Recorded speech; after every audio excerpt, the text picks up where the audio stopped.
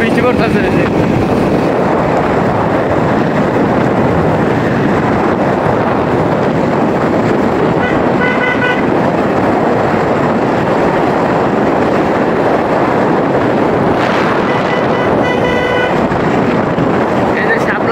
এখানে নতুন নতুন ই করছে, এখান দিয়ে মানুষ শাপলা দেখতে বের হয় সকালবেলা। সকাল হইলেই মানুষ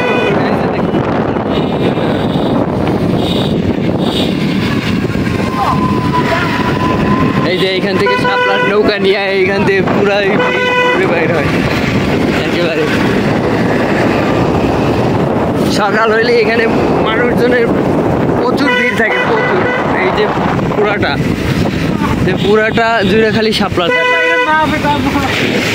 এই যে দেখতেছেন না আপনারা, যতদূর চোখ যায় ততদূর খালি লাল আর লাল। এখান থেকে দেখা যায় মানুষের একটা পর্যটন কেন্দ্র হিসেবে পরিচিত হয়েছে শাপলা। এটা আগে ছিল না, হঠাৎ করে এক সময় দেখে যে লাল শাপলা ফোটা শুরু করছে।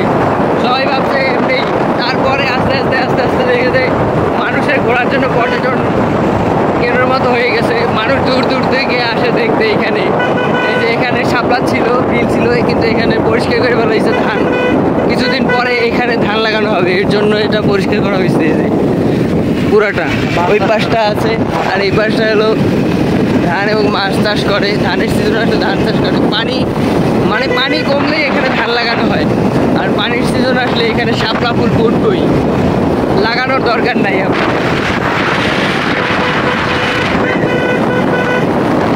পুরাটা যত দূর যায় সব পানি আর পানি, যত দূর এরিয়া যায়। সামনে আমরা একটু দাঁড়াবো, দাঁড়াই দেখবো, আপনাদের দেখাবো যে কতটুকু এরিয়া নিয়ে বিস্তৃত এই বিলটা। আরো আছে সামনে।